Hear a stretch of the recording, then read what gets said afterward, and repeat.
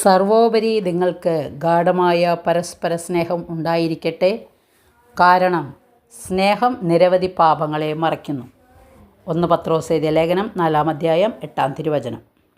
മാതാവിൻ്റെ ജീവിതം കൂട്ടായ്മയുടെ ജീവിതമായിരുന്നു. എല്ലാവരെയും ഒന്നിച്ചു നിർത്താനുള്ള വൈഭവം അമ്മയ്ക്ക് സ്വന്തമായിരുന്നു.